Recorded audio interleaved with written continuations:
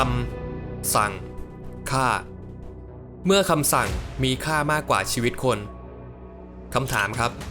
หากใครสักคนบอกให้คุณเดินไปแล้วฆ่าเพื่อนบ้านของคุณซะคุณจะยอมทำตามไหมครับแน่นอนคำตอบของใครหลายคนคงจะคิดว่าจะบ้าเหรอ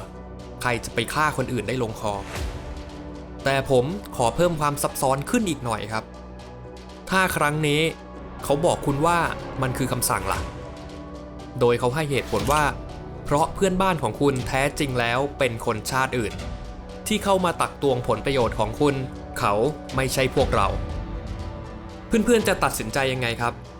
คุณจะเชื่อและยอมทำตามคำสั่งนี้ไหมแต่ว่าคุณเป็นใครล่ะที่จะไปมีหน้าที่ตัดสินว่าใครควรอยู่หรือตายเพียงเพราะเขาไม่เหมือนเราคุณคิดว่าคำสั่งเหล่านี้ยุติธรรมไหมครับคุณอาจคิดว่าคงไม่มีคนสติดีๆคนไหนยอมทำตามเรื่องแบบนี้แน่ถ้าคุณคิดแบบนี้คุณคิดผิดครับวันนี้ครับจิบเล่าซิปสตอรี่อยากชวนเพื่อนๆมาไขปริศนาพฤติกรรมมนุษย์ว่าทำไมมนุษย์จึงฆ่าแกล้งกันเองเพียงเพราะคำสั่งจนเกิดเป็นความรุนแรงที่ดูเหมือนจะไม่มีที่สิ้นสุดสงครามที่กินเวลายาวนานหลายปีการฆ่าล้างเผ่าพันธุ์ที่โหดร้ายสิ่งเหล่านี้ไม่ได้เป็นเพียงแค่เรื่องเล่าในตำราแต่คือความจริงอันน่าสะพรึงที่เกิดขึ้นซ้ำแล้วซ้ำเล่า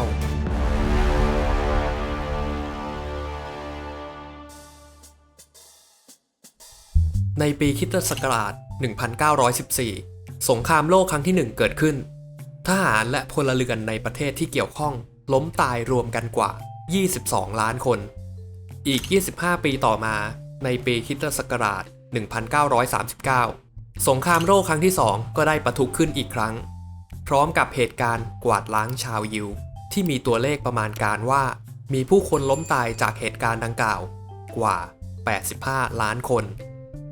ภายใต้ความตื่นตระหนกของผู้คนทั่วโลกถึงการกระทำที่โหดร้ายของนาซีที่กระทำต่อชาวยิว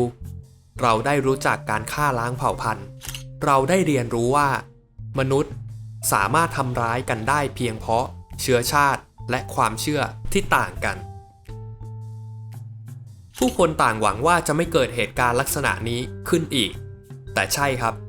สิ่งมีชีวิตอย่างมนุษย์เป็นสัตว์ที่เรียนรู้ช้าสักหน่อยเพราะอีกเพียงไม่กี่ทศวรรษถัดมากลับเกิดเหตุการณ์อย่างการฆ่าล้างเผ่าพันธุ์ชาวเขมรในดินแดนเอเชียตะวันออกเฉียงใต้ที่ประมาณการว่ามีผู้คนล้มตายกว่า 3 ล้านคนสงสัยไหมครับว่าทำไมมนุษย์ถึงไม่เคยเรียนรู้ถึงความผิดพลาดของตนทำไมมนุษย์ที่มีคุณธรรมมีคำสอนในเรื่องของความเมตตากลับฆ่าแกล้งกันซ้ำแล้วซ้ำเล่าอะไรที่ขับเคลื่อนคนให้กระทำการฆ่าโดยไม่สนใจถึงหลักศีลธรรมอะไร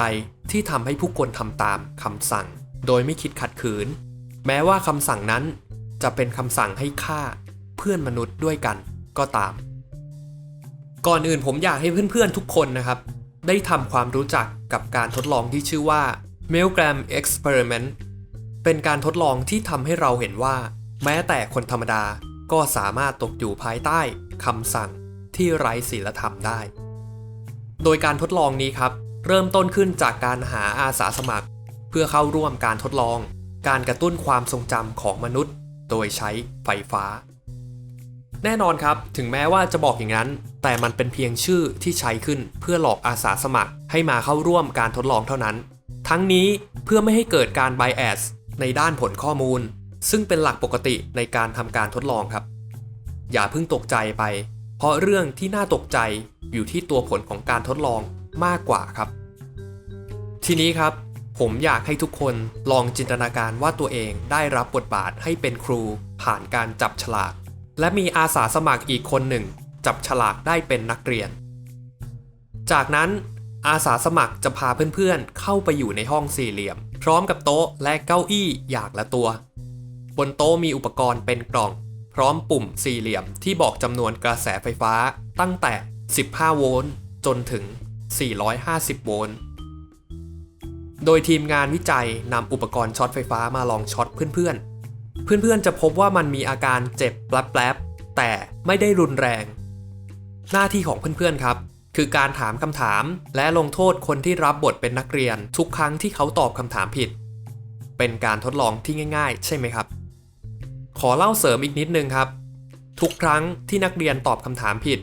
เพื่อนๆจะต้องกดสวิตช์ที่ทำให้ไฟฟ้าจะส่งออกไปหานักเรียนรุนแรงขึ้นหากตอบผิดก็ต้องช็อตไฟฟ้าที่รุนแรงขึ้นอีกโดยเพื่อนๆจะได้ยินเสียงการตอบคำถามของนักเรียนผ่านลำโพงเมื่อการทดลองเริ่มต้นขึ้นเพื่อนๆก็พบว่านักเรียนตอบคำถามผิดบ่อยเสียเหลือเกินแรกๆแน่นอนเพื่อนๆก็ต้องทำตามกฎใช่ไหมล่ะครับเพื่อนๆจึงเริ่มกดปุ่มช็อตกระแสไฟฟ้าในระยะแรกเสียงร้องจากลำโพงที่เพื่อนๆได้ยินอาจเป็นแค่เสียงโอ๊ยเบาๆแต่เมื่อช็อตแรงขึ้นเรื่อยๆตามจำนวนข้อที่ผิดเสียงดังกล่าวกลับกลายเป็นเสียงโอดครวญเพื่อนๆคงเริ่มเลิกลากแล้วใช่ไหมล่ะครับในขณะที่เพื่อนๆเริ่มหันไปหาทีมวิจัยพอเพื่อนๆไม่อยากทำมันต่อแล้วสิ่งที่พวกเขาตอบกลับมาเป็นเพียงประโยคสั้นๆว่าได้โปรดทำการทดลองต่อครับทำยังไงได้ล่ะครับมันคือหน้าที่ใช่ไหมล่ะเพื่อนๆได้กดกระแสไฟฟ้าอีกครั้งหนึ่งที่ความรุนแรง200โวลต์ครั้งนี้เสียงที่ตอบกลับมาคือเสียงของนักเรียนของเพื่อนๆที่ส่งเสียงร้องแล้วกล่าวขอให้คุณหยุดทำการทดลองแล้วปล่อยเขาออกไปหน้าเพื่อนๆคงเริ่มเปลี่ยนสีแล้วใช่ไหมครับหันไปขอความช่วยเหลือจากทีมวิจัยกันดีกว่าแต่ใช่ครับทีมวิจัยตอบกลับมาเพียงประโยคคล้ายเดิมอีกครั้งว่ามันจำเป็นครับขอให้คุณทำการทดลองต่อไปเพื่อนๆเริ่มถามคำถามอีกครั้งพร้อมกับได้ยินเสียงคำตอบกลับมาของนักเรียนใช่ครับไอ้หนุ่มเจ้ากรรมนี่มันตอบผิดอีกแล้วให้ตายเหอะเพื่อนๆหันไปมองทีมวิจัยอีกครั้งหนึ่งเขาส่งสายตาพร้อมพยักหน้าเป็นสัญญาณให้เพื่อนๆกดกระแสไฟฟ้าต่อไปด้วยความรุนแรงที่เพิ่มขึ้นเสียงที่ได้ยินกลับมาคราวนี้เป็นเสียงกรีดร้องของนักเรียนพร้อมทั้งเสียงทุบห้องพยายามหนีเพื่อนๆหันไปถามผู้คุมด้วยความตื่นตระหนกนี่พวกคุณจะบ้าเหรอผมจะไม่ยอมฆ่าเขาหรอกผมยังต้องทำการทดลองบ้าๆนี้ต่อไปหรือไงใช่ครับคำตอบที่ได้รับเป็นคำตอบเหมือนเดิมด้วยประโยคสั้นๆง่ายๆว่าคุณต้องทำการทดลองต่อไปครับเพื่อนๆหันหน้ากลับไปพร้อมกล่าวโทษในใจว่าความผิดทั้งหมดเป็นความผิดของพวกเขาไม่ใช่ความผิดของเพื่อนๆเพื่อนๆเพียงแต่ทำตามคำสั่งเท่านั้นและจากนั้นก็เริ่มถามคำถามถัดไปแต่ครั้งนี้เสียงคำตอบกลับว่างเปล่าทุกอย่างเงียบสงัดเพื่อนๆหันไปหาทีมวิจัยอีกครั้งหนึ่งพวกเขายังแสดงสีหน้าที่มั่นใจและไม่สะทกสะท้านใดๆเพื่อนๆกดปุ่มกระแสไฟฟ้าอีกครั้งหนึ่งเช่นเดิมครับทีนี้ไม่มีเสียงใดๆออกมาจากลำโพงนั้นอีกเลยทั้งหมดนี้คือการจัดฉากการทดลองครับผมทั้งหมดนี้คือการจัดฉากการทดลองเป็นการทดลองทางจิตวิทยาที่จัดขึ้นจริงในเดือนกรกฎาคมปีคริสตศักราช 1961 โดยมีผู้อยู่เบื้องหลังการทดลองคือคุณสแตนลีย์ มิลแกรมนักจิตวิทยาโดยเขาต้องการพิสูจน์ว่าเพราะเหตุใดทหารนาซีที่ก่อนหน้านี้เป็นเพียงแค่คนธรรมดาถึงสามารถฆ่าหรือทรมานชาวยิวด้วยวิธีที่โหดร้ายขนาดนั้นได้เพียงเพราะแค่ได้รับคำสั่งให้ทำโดยผู้มีอำนาจเขาจึงพยายามสร้างสถานการณ์เช่นเดียวกันขึ้นมาเพื่อทำการทดลองโดยก่อนทำการทดลองเขาได้สอบถามนักจิตวิทยาคนอื่นๆนักจิตวิทยาส่วนใหญ่ในขณะนั้นเชื่อว่าจะไม่มีใครกล้ากดสวิตช์ไปจนถึง450โวลต์และยังเชื่ออีกว่าผู้เข้าร่วมการทดลองจะหยุดกดสวิตช์ตั้งแต่100ถึง200โวลต์หรือเมื่อได้ยินเสียงร้องก็จะแทบไม่มีใครกดต่อถ้าไม่ใช่ผู้ที่มีความผิดปกติทางจิตแต่ผลการทดลองกลับพบว่ามากกว่า 50% หรือ อาจมากถึง 66% จะยอมทำการทดลองต่อไปจนถึง 450 โวลต์กล่าวคือคนส่วนใหญ่จะยอมทำตามคำสั่งที่รู้ว่าผิดหรือไม่ถูกต้องหากคำสั่งเหล่านั้นมาจากคนที่พวกเขาเชื่อว่ามีอำนาจอย่างชอบธรรมเมื่อลองให้จินตนาการภาพถึงการทดลองดังกล่าวเราอาจจะปฏิเสธในใจว่าเราจะไม่ยอมกดเพื่อทำร้ายคนแต่เรากลับพบว่าเมื่อสถานการณ์ดังกล่าวเกิดขึ้นจริงผู้คนมากถึง 50-66% ยอมที่จะกดปุ่มดังกล่าวไปจนถึง 450 โวลต์ถึงแม้จะได้ยินเสียงร้องดังแค่ไหนก็ตามทหารที่เคยอยู่ในค่ายกักกันชาวยิวเมื่อถูกสอบถามถึงเหตุการณ์ที่เกิดขึ้นพวกเขาตอบเพียงแค่ว่าเขาแค่เป็นคนรับคนมาจากรถไฟเท่านั้นเขาแค่เป็นคนพาพวกเขาไปยังห้องรมพิษเท่านั้นเขาแค่เป็นคนหมุนกุญแจล็อกห้องเท่านั้น